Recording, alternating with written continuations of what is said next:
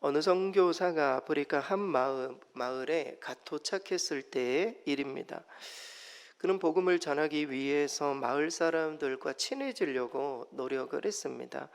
하루는 마을 사람들이 이제 외국인이 왔으니까 특별한 음식을 대접해 주겠다고 선교사님을 초대했습니다.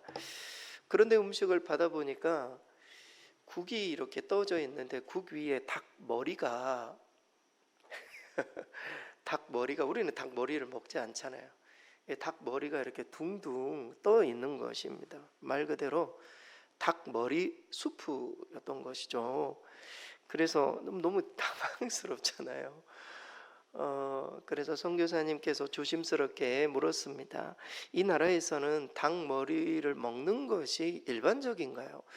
제가 사실 선교제에 대해서 조금 그래도 살펴보고 왔는데 닭 머리를 주는 것은 생각지 못했던 것이죠. 그래서 이게 일반적인가요? 이렇게 물어보자 한 노인이 그 이야기를 들으시더니 이렇게 말했습니다. 아닙니다. 보통 일반적이지는 않는데 외국 손님께는 최고급 부위를 드리는 게 우리의 전통이라는 것입니다. 이분들 이렇게 이 선교지 이 문화권 안에서 최고의 부위는 우리는 닭다리가 최고의 부위잖아요. 근데 이 사람들은 닭머리가 최고의 부위였던 거예요. 그래서 그것을 이 수프에 담아가지고 이것을 드시라고 선교사님께 사실은 대접을 한 것입니다. 이제 그 내용을 선교사님이 간파를 하고 미소를 지으면서 감사의 마음으로 닭머리를 드시고 수프도 맛있게 드시고 이렇게 했다는 것입니다. 그러자 그 이후에 마을 사람들이 진심으로 이 선교사님을 반기고 다가가게 되셨고 그들이 자기 선교사님을 가족처럼 받아들였다라는 선교지 이야기입니다. 여러분, 언어와 문화가 다른 선교지에 갈 때 가장 중요한 것 중에 하나는 연구하는 것입니다.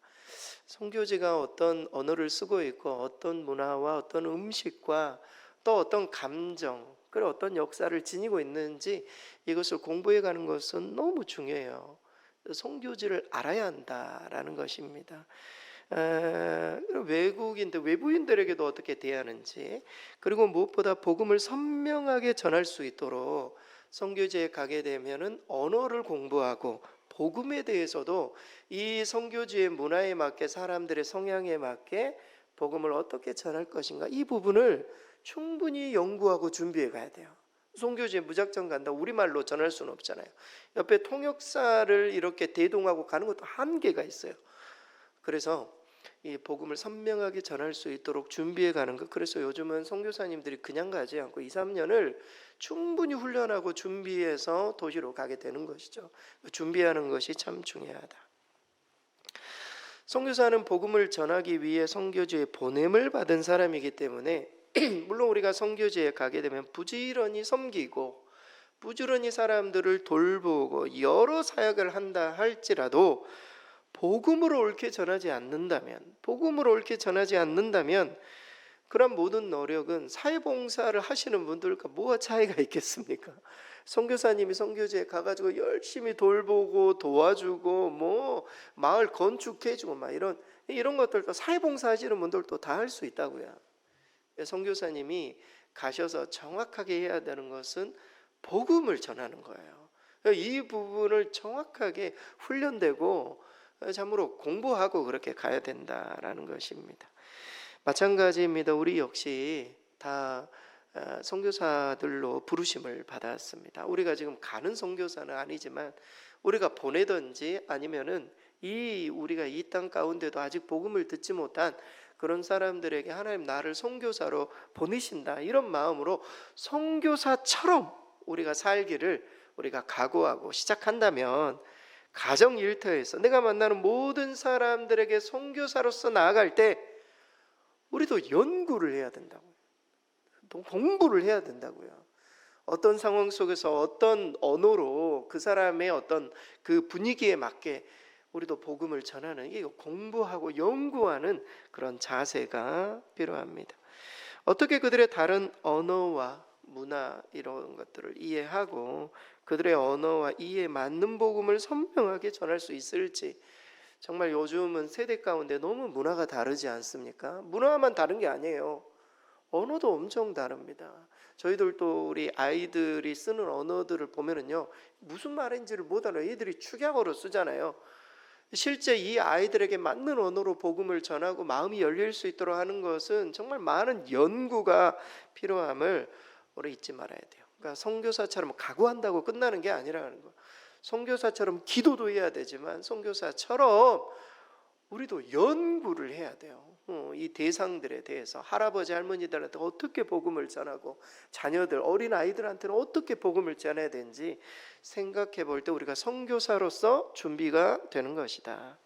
여러분 사도 바울이 이런 고백을 했습니다. 고린도전서 9장 22절 23절 우리 스크린 보고 같이 한번 읽겠습니다. 약한 자들에게 내가 약한 자와 같이 된 것은 약한 자들을 얻고자 함이요 모든 사람에게 모든 것이 된 것은 아무쪼록 몇 사람이라도 구원하고자 함이라. 내가 복음을 위하여 모든 것을 행함은 복음에 참여하고자 함이라. 이게 선교사적인 마음이거든요. 약한 자들에게는 내가 약한 자들과 같이 되고 이방인에게는 내가 이방인 같이 되고 어린 사람들이 어린 사람과 같이 되어서 아무쪼록 한 사람이라도 선교적인 어떤 마음을 가지고 복음을 증거해서 하나님의 백성이 되기를 이 복음에 참여하기 위해 여러 모양이 되었다. 여러분 이게 진짜 선교사적인 마인드거든요. 여러 모양이 된다라는 것, 이것이 아주 중요해요. 그런 각오가 필요하고 그런 연구가 필요함을 잊어서는 안 될 것입니다. 아무쪼록 몇 사람이라도 구원하고자 하는 마음으로 복음을 연구하고 그에 맞는 언어로 전하는 삶이 선교사처럼 살아가는 우리 모두에게 정말 있기를 정말 바랍니다. 여러분 오늘 본문에서도 사도 베드로가 이런 표현을 하죠. 너희 속에 소망에 관한 이유를 묻는 자에게 대답할 것을 항상 준비해라. 언젠가는 사람들이 물어볼 거란 말이에요. 우리가 선한 일을 하고 복음을 전하기 위해서 밖에서 막 붕어빵도 전도하고 사람들을 만나서 막 기도해주고 선한 일들을 할 때 사람이 물어볼 때가 있단 말이에요. 뭐 왜 이러시냐고 말이지. 그러면 그것에 대해서 대답할 거리를 항상 준비하고 있어야 된다. 사도 베드로는 이야기를 하고 있습니다. 선교사님들의 선교지에 가면은요 어느 때라도 복음을 전할 수 있는 저 사람이 마음이 열려 있구나 복음을 전할 준비를 항상 하고 있듯이 우리 역시 선교사처럼 올 한 해 우리가 살아가려면 우리도 준비하고 있어야 된다고요. 그러기 위해서는 우리가 연구를 해야 돼요. 저 사람 내가 전도하려고 내가 선교하려고 하는 대상들이 있다면 이 대상들을 어떻게 내가 만날 것인가, 어떻게 이 사람들의 마음을 열 것인가, 어떻게 복음을 좀 뭐라고 해야 되나요? 그 사람에 맞게 내가 전할 수 있을 것인가, 이런 연구가 참 필요합니다. 그렇다면 선교사들은 선교지에 실제 선교지에서 뭘 고민할까요? 우리는 좀 그런 고민을 생각해 보려고 해요. 물론 다양한 어떤 연구, 준비, 고민들이 있겠지만 오늘 베드로전서 말씀을 통해서 선교사처럼 살아가는 우리에게 필요한 연구가 있다면 무엇일지 그것을 좀 알아보는 그런 시간을 갖겠습니다. 실제 선교를 위해서 우리가 이 땅 선교사처럼 살아갈 때 선교를 위해서 무엇을 고민하고 연구해야 되는가? 첫째는 어떻게 하면 그들의 마음에 감동을 줄 수 있을 것인가? 이것을 연구해야 돼요. 마음 문이 열릴 수 있도록 선교지의 그 선교 대상자들의 마음이 열려야 사실 복음을 전할 수가 있잖아요. 선교사님들이 가게 되면 복음을 바로 전하지 않아요. 거기에서 무슨 자선 사업도 하고 여러분 우리나라에 선교사님들이 왔을 때 뭐 짓습니까? 병원 짓고 학교 짓고. 왜 그렇습니까? 이 조선 사람들의 마음을 얻기 위해서예요. 그래야 그 얻은 마음에 복음이 들어갈 수 있는 거예요. 그럼 오늘 본문에 보면 모든 선교의 시작은요 선교하는 대상의 마음을 여는 것인데 어떻게 하면 선한 행위를 할 수 있을까? 이것에 대한 고민이 필요해요. 여러분 오늘 본문의 13절에 14절 우리 스크린 보고 같이 한번 읽겠습니다. 또 너희가 열심으로 선을 행하면 누가 너희를 해하리요? 그러나 의를 위하여 고난을 받으면 복 있는 자니 그들이 두려워하는 것을 두려워하지 말며 근심하지 말고. 여러분, 이 베드로전서의 수신자들은 믿음으로 인해 세상으로부터 고난을 당하고 있는 상황 가운데 놓여 있었어요. 너무너무 힘들어요. 복음을 전하기도 힘들고 이 복음을 전하면 박해야 되는 그런 시절에 그런 상황 가운데 놓여 있는 사람들에게 편지가 전달이 되었어요. 그러면서 베드로는 계속 인내할 것을 요구해요. 베드로전서 처음부터 끝까지가 다 인내, 참고, 오래 참고, 견디고 이런 표현들이 자주 등장을 합니다. 그런데 특히 이러한 상황 속에서도 복음을 전할 수 있는 몇 가지 비결을 소개해줘요. 이런 상황 속에도 복음을 전할 수 있어요. 딱 선교사님들의 상황이에요. 사람들이 거부하고 핍박하고 특별히 다른 종교 어떤 다른 문화권에 가서 복음을 전하는 꼭 있는 일들이에요. 이런 상황 속에 어떻게 복음을 전해야 될 것인가? 그 시작은 열심히 선을 행하는 것이죠. 오늘 선을 행하라고. 너희가 열심으로 선을 행하면 누가 너희를 해야겠느냐? 열심히 선을 행하는 거예요. 사실 선교지가 그런 곳 아니겠습니까? 사람들이 다 싫어하는 색안경을 끼고 보고 있는 그런 상황이에요. 하지만 베드로는 당당하게 말합니다. 너희가 열심히 선을 행하면 누가 너희를 해야겠느냐? 여러분, 착한 일, 나를 위해서 좋은 일 해주고 처음에는 왜 그러지 하지만 계속 그런 일들을 우리가 받다 보면은요, 그 사람을 좋아하지 않을 수가 없어요. 그렇지 않습니까? 내가 싫어해도 계속 좋은 일들을 해주는데 선교지가 그런 것이요. 선교사님이 가면은 사람들 그냥 뒤치다거리 다 해주는 거예요. 아무쪼록 몇 사람이라도 구원하기 위해서. 그냥 그 가정에 어려운 일 있으면 가서 도와주고 뭐 도와주고 막 다 해주는 거예요. 선교사님 선한 일을 할 수 있는 모든 것들. 선교사님들이 왜 대한민국에 있는 교회들마다 선교비 좀 보내달라고 이야기를 합니까? 이 사람들의 마음을 열어주기 위해서는 뭘 좀 필요하면 도와줘야 되잖아요. 도와주면 마음이 열리고 이러기 때문에 선교를 하는 거거든요. 선교사님들이 복음을 전하기에 앞서서 선한 행위로 어느 누가 우리를 선한 일을 하는 사람들을 해할 수 있겠습니까? 베드로가 당당히 말하고 있는 거예요. 박해받고 있지만 너희가 선을 행해야 된다. 이렇게 선을 행하면서 혹 고난을 받게 되면 오늘 14절이죠. 이것은 복받은 자다. 두려워하지 말고 당당하게 복음을 전해야 된다. 선을 행하면서 복음을 전하라.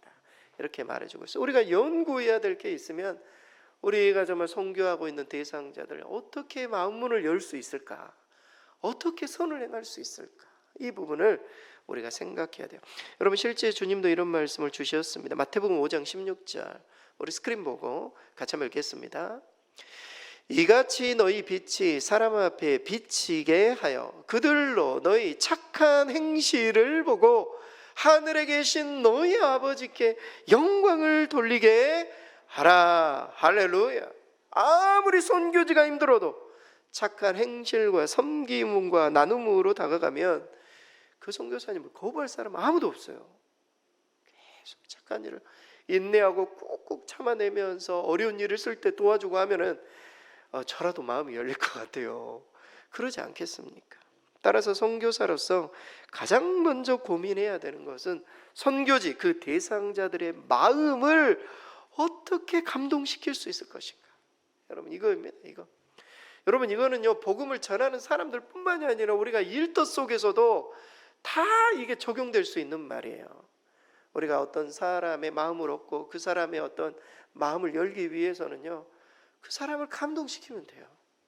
다른 게 없거든요. 사실 부모님을 감동시키고 부모님은 자녀들을 감동시켜 보세요.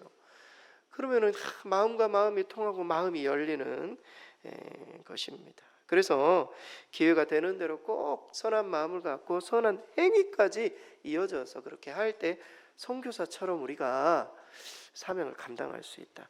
여러분, 어느 마을에 늘 교회를 비난하던 한 노인이 살고 있었습니다. 그는 교회가 위선적이라고, 목사님들만 위선적이라고, 종교인들 다 그렇다고 그렇게 생각하고 매 떠벌리는 그런 노인이었습니다. 절대 내가 내가 가나봐라 막 이렇게 말을 했던 사람이었어요. 그러다 어느 겨울에 그 노인이 심한 감기에 걸려서 누워 있게 되었습니다. 사람들에게 소문이 노인 그래 아프대 막 이런 소문이. 그 이야기를 들은 동네 교회의 한 권사님이 그 이야기를 들으시고 따뜻한 국 한 그릇을 들고 이 노인에게 찾아갔습니다. 노인은 처음에 막 거절을 하는 것이죠.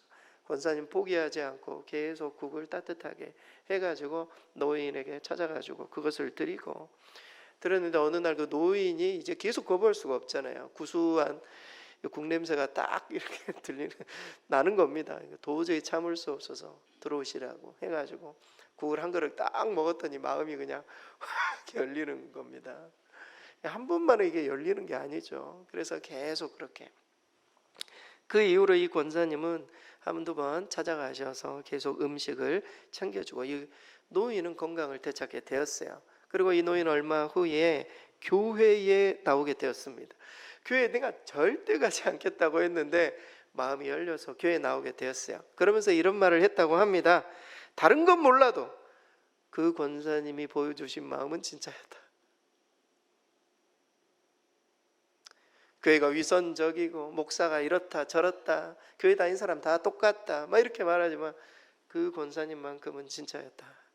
그렇게 이야기를 하고 마음 문이 열려서 복음을 받아들이고 신앙생활을 했다라는 이야기입니다. 사랑하는 성도 여러분, 우리의 작은 선행이 말이죠, 사람들의 마음을 움직일 수가 있어요. 여러분, 우리가 복음을 전할 수 있는 그 선교를 행할 수 있는 그 기회들이 있거든요. 그 기회들을 놓치면 안 돼요.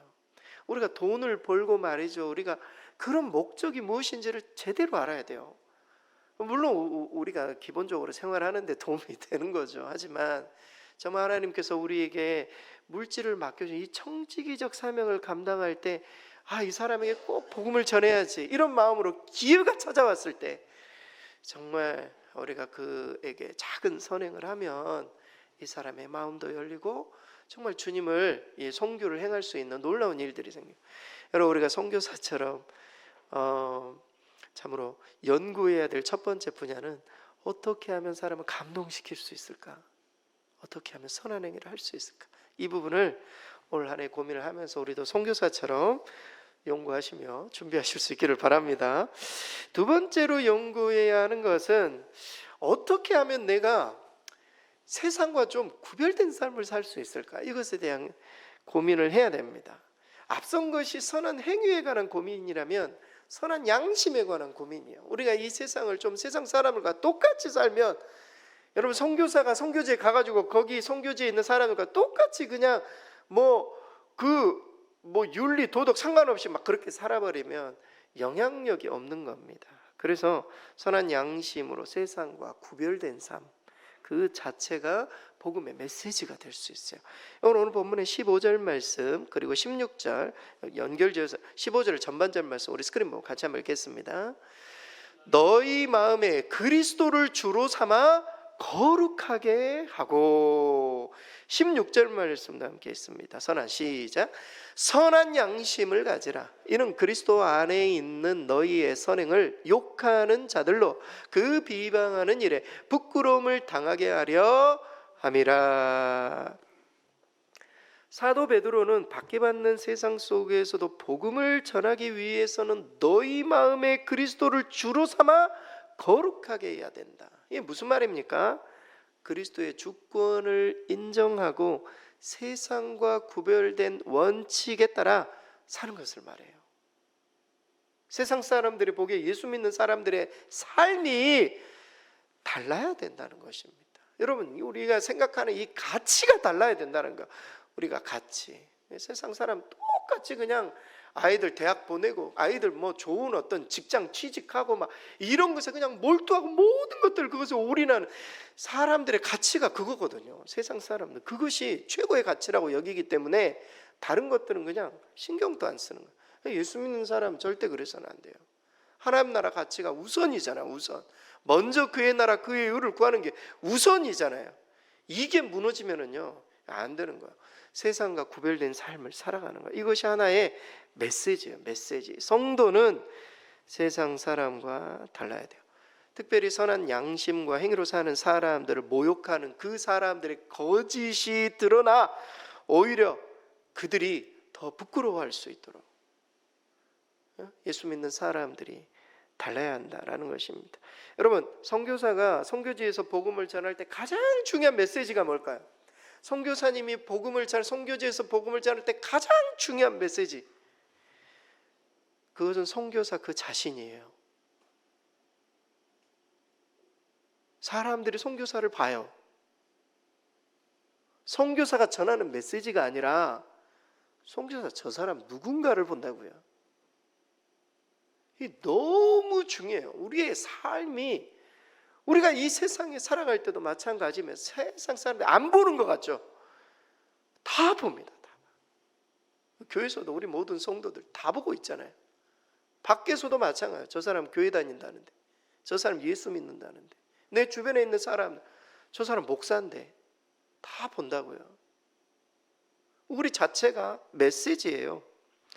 선교사가 아무리 선한 행위를 하고 그 선교사가 막 좋은 어떤 선한 행위를 해도 그 선교사가 자신이 좋은 사람이 아니거나 선한 양심을 가지지 않았거나 세상과 구별된 삶을 살지 않으면 그 어떤 선한 영향력을 끼칠 수 없어요. 선교지는 다 보고 있습니다. 선교사가 어떤 사람인가. 여러분 요한일서 2장 15절에 16절에 이런 도전을 줍니다. 우리 스크린 같이 한번 읽겠습니다. 이 세상이나 세상에 있는 것들을 사랑하지 말라. 누구든지 세상을 사랑하면 아버지의 사랑이 그 안에 있지 아니하니 이는 세상에 있는 모든 것이 육신의 정욕과 안목의 정욕과 이생의 자랑이니 이는 아버지께로부터 온 것이 아니요 세상으로부터 온 것이라. 선교사는 세상으로부터 온 것과 하나님으로부터 온 것을 구분할 수 있어야 돼요. 구별된 삶을 살지 않으면 이 선교지의 사람들은 선교사는 나와 똑같다. 예? 여러분 성도님들도 그렇지 않습니까? 김용주 목사가 나와 똑같은 삶을 살면 목사님은 존경하고 목사님 말씀을 듣고 아멘하고 여러분 화답할 수 있나요? 좀 목사님은 좀 내 삶과는 좀 다르다. 이게 돼야 목회도 되고 모든 사역이 될 수 있는 거예요. 모든 게 모범을 보여야 돼. 성도들은 다 보기 때문에 장로님은 장로님으로서, 권사님은 권사님으로서, 안수 집사님은 안수 집사님으로서 모범을 보여야 성도들이 아 저렇게 신앙생활 해야 되네. 사람들이 안 보는 것들 다 보고 평가하는 거예요. 우리 자신이 메시지라는 거예요. 우리 자신이 메시지. 잊어서는 안 돼요. 그래서 선교사가 육신의 정욕, 안목의 정욕, 이생의 자랑이 하나님보다 앞서는 순간 메시지는 사라져요. 선교사를 통해 어떤 감동도 찾아오지 않는 구별된 삶 그 자체가 메시지입니다. 따라서 우리가 정말 연구해야 될 것이 있다면 어떻게 하면 나는 이 세상에서 구별된 삶을 우리 모두가 살아갈 수 있을까? 예수 믿는 사람으로 나는 정말 그리스도를 주로 삼아 내 삶을 거룩하게 구별하며 내가 살고 있는가? 내 삶이 전도지인가? 메시지인가? 그리고 이것에 대한 정말 심각한 고민이 성도들 가운데 있어야 돼요. 한국교회 성도들마다 이런 고민과 이런 해답을 얻고 있으면 세상은 저는 바뀔 거라고 생각해요. 여러분 19세기 말에 중국에서 사역하던 한 선교사님이 계셨습니다. 그가 살던 지역은 외국인들을 경계하고 기독교를 거부하는 그런 분위기가 있었던 그런 지역이었어요. 어느 날 마을에 부유한 상인이, 그러니까 중국 사람이죠, 선교사를 시험하고자 상점에서 일부러 잘못된 거스름돈을 선교사에게 주었습니다. 보통 외국인들이라면 별 의심 없이 그냥 받아갔을 것이지만 이 선교사님은 돈을 세어보고 이게 거스름돈이 틀리네 하고 즉시 상점 주인에게 돌려주었습니다. 그러자 상점 주인은 말합니다. 당신은 왜 남들이 모르게 받은 돈을 다시 돌려주시오?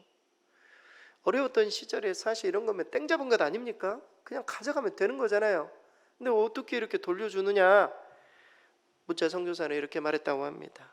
예수님 믿는 사람은 정직하게 살아야 합니다. 하나님이 다 보고 계시기. 예수 믿는 사람은 정직하게 살아야 됩니다. 일 한마디를 듣고 상점 주인이 감동을 받습니다. 그리고 그 마을에 처음으로 교회가 세워졌다라는 거예요. 선교사님의 이 구별된 삶, 정직한 삶, 선교사님의 삶 자체가 메시지인 거, 메시지. 사람들이 그것을 보고 이 사람 다르구나. 그래서 그곳에 선교 활동이 시작되었다. 여러분, 올 한 해 우리가 많은 연구들이 필요하지만 내 삶이 어떻게 세상과 구별되어 하나님 앞에 살 수 있을까? 내 삶을 어떻게 메시지로 사람들에게 드러낼 수 있을까? 이것에 대한 고민이 있어야 할 것입니다. 마지막으로 선교사처럼 연구해야 될 마지막 부분은 복음에 대한 연구입니다. 복음에 대한 연구. 복음을 제대로 알아야만 그 대상자들에게 전할 방법도 나올 수 있기 때문에, 다시 말해서 대답할 것을 항상 준비해야 된다라는 거예요. 오늘 본문의 15절 우리 마지막으로 함께 읽겠습니다.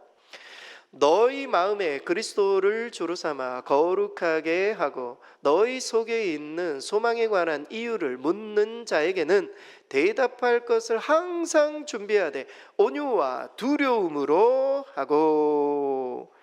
당시 흩어진 유대 그리스도인들, 정말 나그네와 같이 살았던 사람들, 열심히 선을 행하고 핍박 가운데서도 열심히 선을 행하고 세상과 구별된 삶으로 선한 영향력을 끼치게 되면 사람들이 물어볼 거라는 거예요. 너희 안에 있는 소망이 뭐냐? 너희들 왜 이렇게 사느냐? 너희들 왜 이렇게 좋은 일을 나에게 행하느냐? 이렇게 물어볼 거라는 거예요. 그 물어볼 때 사도 베드로는 대답할 것을 항상 준비하고 있어야 된다.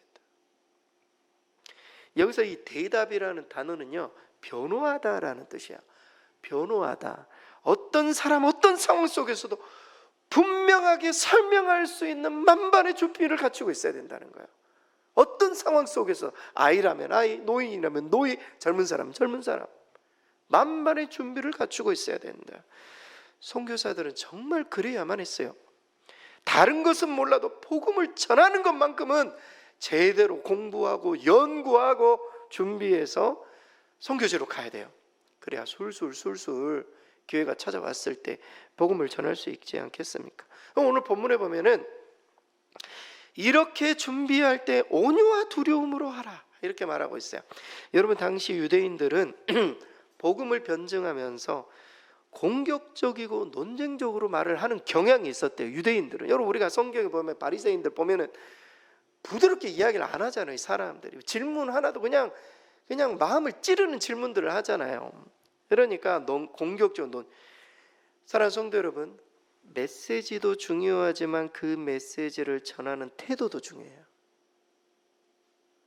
잊지 말아야 돼요. 우리가 그냥 메시지가 정확하다고 그냥 사람 전혀 배려도 없이 그냥 막 전해버리면 메시지는 정말 힘이 있는데 그 태도로 인해서 사람들이 절대 받아들이지 않습니다. 온유와 두려움으로. 여러분, 여기서 이 온유, 이것은 친절한 태도를 말해요. 부드럽고 친절한 태도, 존중하는 마음으로. 두려움, 온유와 두려움, 이것은 하나님을 경외하는 마음인데 진지한 자세를 말해요. 우리가 복음을 전할 때에 친절한 마음, 진지한 자세를 가지고 부드럽게 그 사람을 존중하는 마음으로 복음을 전해야 된다. 이걸 준비해야 된다는 거예요. 훈련해야 된다. 성경은 말해주고 있습니다. 그런데 여러분, 여기서 정말 중요한 게 있어요. 물론 다 중요하지만 정말 중요한 것은 반드시 묻는 사람들에게 대답을 해줘야 된다는 겁니다. 물었는데 대답을 안 해주고 지나가면 안 돼요. 반드시 대답을 해줘야. 선한 행위와 구별된 삶을 살아가는 내 신앙에 대해서 정리된 언어로 우리는 대답해 줘야 돼요. 그래서 연구해야 된다고요. 준비해야 된다고요. 이런 부분들을 무엇이든지 말할 수 있어야 돼요. 여러분, 법률 용어에 묵비권이라는 게 있습니다. 묵비권, 여러분 들어보셨죠? 소송 절차 중에 피고 그리고 피의자가 자신에게 불리한 진술을 거부하고 침묵할 수 있는 그런 권리죠. 그러니까 묵비권을 행사하겠습니다, 이런 말이에요. 그런데 이 묵비권은 피고나 피의자에게 유리하게 사실은 제정되어 있어요, 이 법 자체가. 하지만 계속 묵비권을 행사할 때, 내가 그냥 묵비권을 행사하겠다, 계속 묵비권을 행사하게 되면 때로는 자신의 죄를 인정하는, 판사가 보기에는 묵비권을 계속 행사하면 저 사람 불리해서 그러는구나, 판사가 결국 결정을 내릴 때에 저 사람 거짓말하고 있구나, 불리하게 말이죠, 결과를 초래할 수 있습니다. 복음에서도 마찬가지예요. 복음에 대해서 궁금해하는 사람들이 물어봤어요. 그런데 선교사들이나 우리 모두가 묵비권을 행사해버려. 아무 말도 하지 않아. 어떤 일들이 벌어집니까? 저 사람 뭔가 이렇게 믿고 있는 거 잘못 믿고 있는 거 아니야? 우리가 알고 있는 예수 그리스도에 대해서 신뢰하지 않는다고요. 우리가 묵비권을 행사하면 우리는 대답해 줘야 돼요. 자꾸 이야기를 해줘야 되고, 복음의 메시지에 대해서 준비한 내용들, 정리된 내용들을 이야기를 해줘야 돼요. 가만히 있으면 예수가 실패해버려요. 예수의 복음이 말이죠, 불리한 판정이 되는 그런 어떤 결과를 초래할 수 있습니다. 그래서 우리는 항상 대답할 것을 준비하고 있어야 돼요. 이 변론해야 될 것들을 준비하고 있어야 된다. 여러분 정말 잊지 마시기 바랍니다. 결론입니다. 올해 선교를 위해 선교사처럼 꼭 연구하실 수 있기를 바랍니다. 3가지 연구가 필요하다고 했어요. 다른 것들은 좀 잊어버리도록 3가지 연구. 첫째, 어떻게 선한 일을 할 것인가? 감동을 주는 말이죠. 두 번째, 어떻게 내가 구별된 삶을 살 것인가? 내 삶이 메시지다. 세 번째, 어떻게 복음을 전할 것인가? 정리된 언어로 말이죠. 사람에 맞게. 요 3가지 우리가 연구해야 돼요. 선교사라면 우리가 이거 준비되잖아요. 그럼 우리가 타국에도 나갈 수 있어요. 선교사로. 요 3가지 잘 준비되어서 올 한해 우리 모두도 선교사처럼 많은 사람들의 복음의 메시지를 온전하게 증거하는 저와 여러분 되실 수 있기를 바랍니다.